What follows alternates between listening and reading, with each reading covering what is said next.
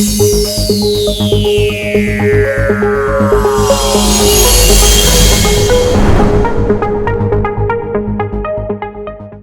Justin Leader here, President and CEO of BenefitsDNA, talking with Nick Zingone, HR Director with Central Pennsylvania Pharmacy Group. And today we're going to talk a little bit about self-funding and the journey that Nick's been on since 2016, right? Nick, if I could ask, in consideration of self-funding, and I know that you've been doing this now for 8 years and some advanced self-funding, which we can talk about, share with me your experience, the good, the bad, what it's been like for you in taking more control of your health plan. Well, thanks for talking with me, Justin. I enjoy being able to share some of our company's journey through the self-funding experience.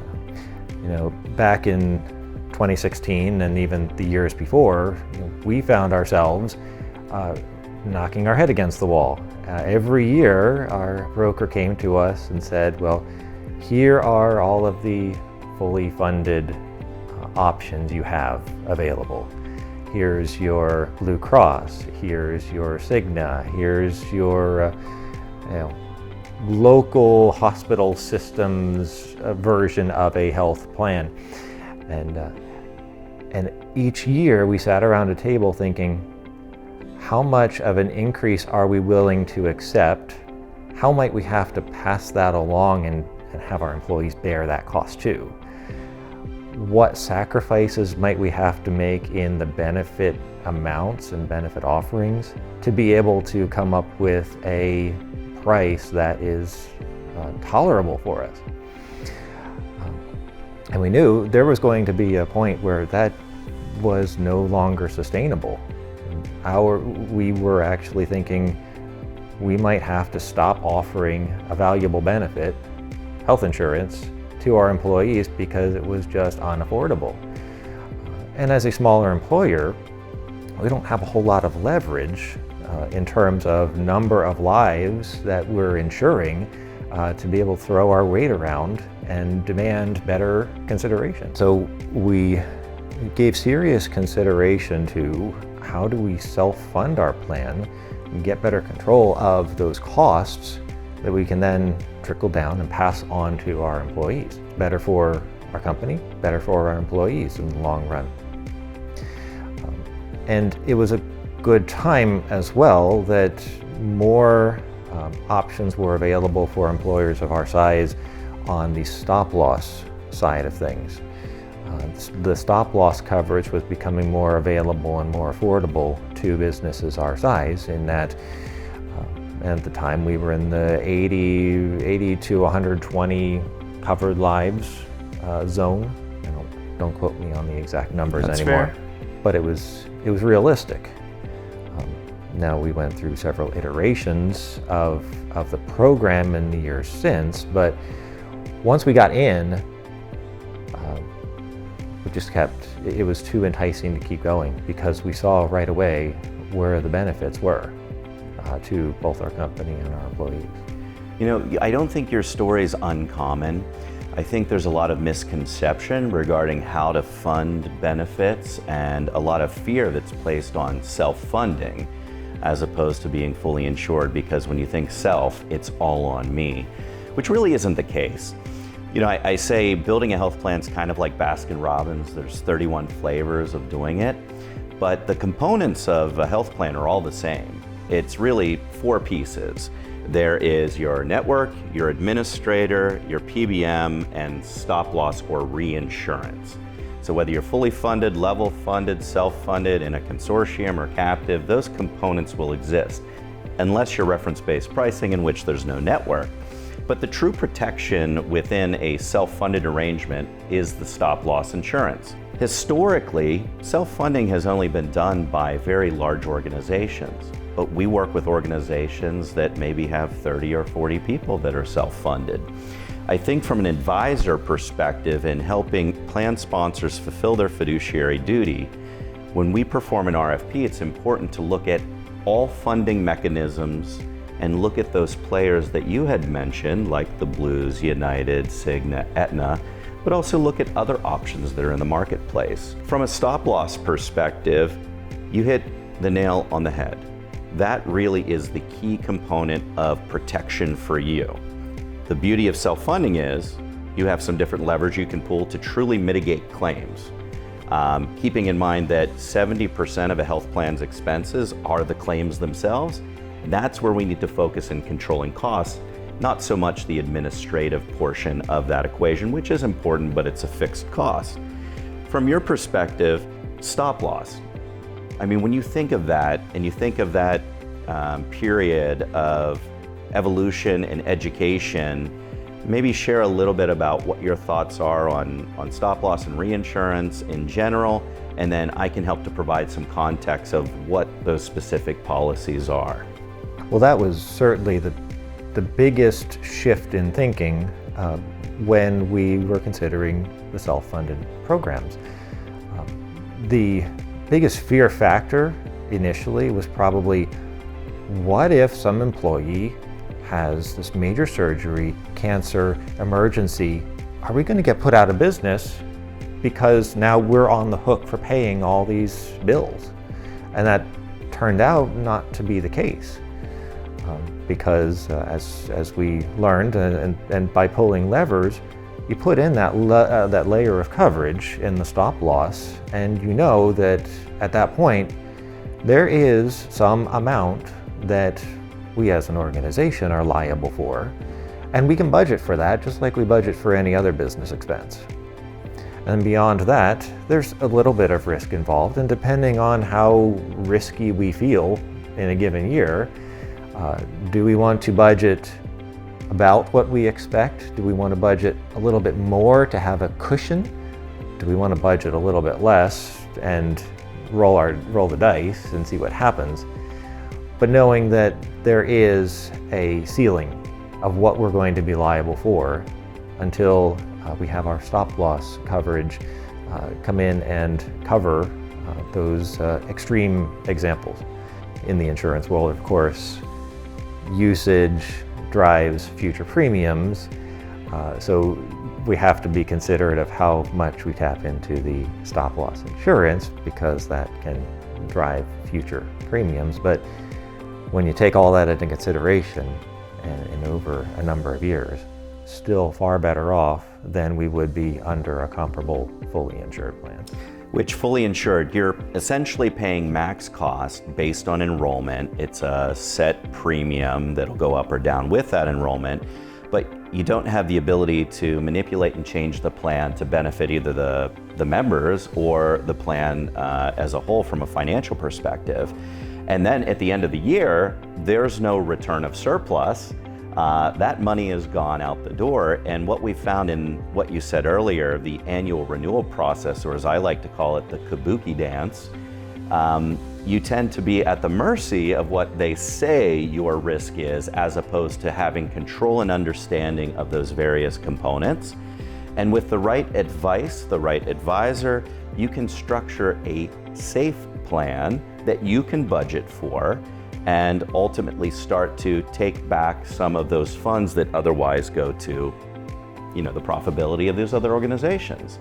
The two components of stop loss that are important to recognize are your specific insurance, also known as your spec, on each individual within your plan, where you have some liability up to a certain threshold, and then you have unlimited protection from the specific stop loss insurance above that. For each individual on the plan. You then have aggregate insurance, which is the other component of reinsurance that protects your overarching risk and assures that you never pay more than a certain set amount of claims liability. Folks tend to worry about being able to afford massive swings within month-over-month claims. There are some protections that we make sure are in a number of these policies, like specific advance and aggregate accommodation, advancing of funds should you have a massive catastrophic episode for one individual, or aggregate accommodation, which from a budgetary measure, month over month for a 12-month period, the insurance carrier will advance money to make sure that you never outspend your budget. Really, I think, if I'm hearing you correctly, you've enjoyed this transition, you've saved compounding dollars year over year, And every year, do you hit max liability, or have there been years where you come under max liability? Thinking back over all the years and all the various models we've used, there was maybe one year we came close to reaching our maximum, and that was a particularly bad year in terms of claims. But many years we're kind of at or below what we expect. We're not using the stop loss at all. There was maybe in total, let's say 3 or 4 individual instances where a specific deductible was reached and we were receiving reimbursements back from the stop loss. So it turned out to be fairly rare.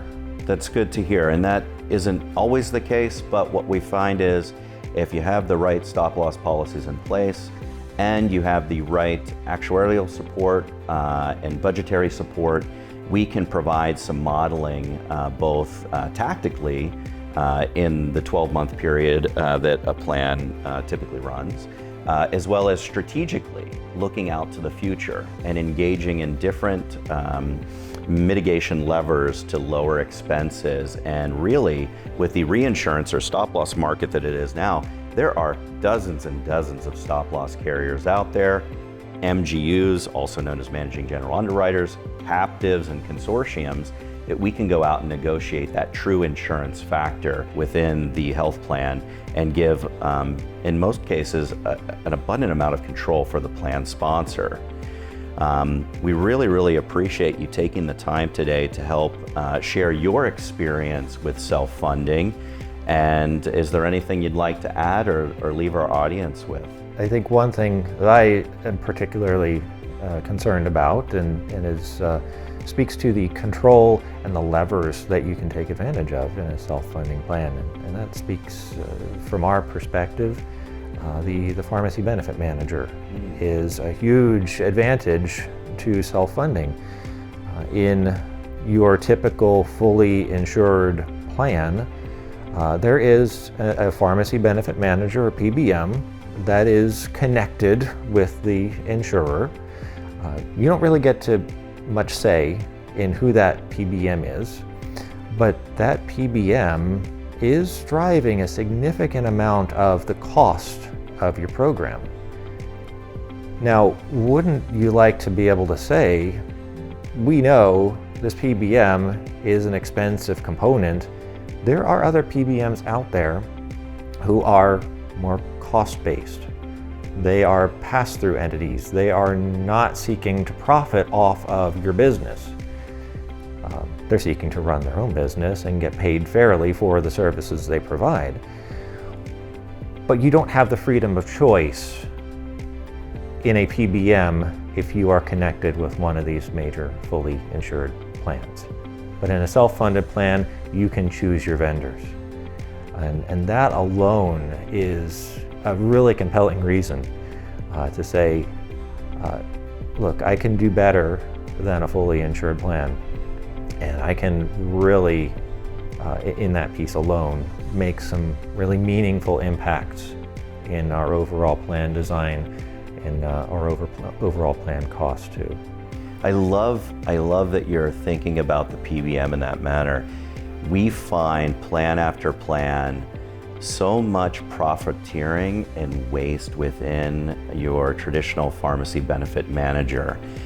Things like rebates that are retained that never find their way back to the employer, various programs that aren't being pursued to help lower expenses. I'll use a great example. Two actually examples. One, a company that we're working with that spends roughly $5 million a year on their pharmacy prescription drug spend. And in that, we know roughly on the drug mix what their rebate should be coming back to them. Keeping in mind, rebate, you overpay to get a portion of your money back, right? In that instance, the PBM is retaining $2 million of rebates that they should be receiving. That is extremely frustrating. The other thing that we see is from a sourcing perspective, there are so many alternative medications, biosimilars that exist, and even site of care solutions to lower drug expenses. It's nothing for us to see an infusion drug that's running through the medical plan in a hospital setting that is costing the plan hundreds of thousands of dollars, where we can get the same exact drug and do it in an in-home setting for a fraction of the cost. Example that I have here recently, infusion drug, $270,000 a year, same drug, in-home infusion, roughly $30,000 a year. So it's not just small swings, it's big swings. And the fact of the matter is, these people are going to be on your health plan regardless. Wouldn't you want to know, or at least have an understanding, protecting personal health information, of how we can lower those costs? And most, I'd say, advisors, most vendors, the opaqueness of the industry is something that's been beneficial to them. So our advice is work with individuals, work with vendors that are fiercely transparent, understand the terms of your contract. A dear friend of mine, Cora Opsel, fund manager with the 32BJ SEIU up in New York. She has a few 100,000 people she's responsible for. She always says your rates are important, but what's more important are the rights within your contract. And I think you're speaking to that when you're talking about these PBMs. Yeah, absolutely. There's a lot they can hide if they're not accountable to the organization buying their services. 100%. Nick, this has been a joy today. I would love to have you back for subsequent episodes. I think this is not only helpful dialogue for other plan sponsors that are out there, but also helpful dialogue for other plan participants, meaning most of the United States relies on their employer for health insurance.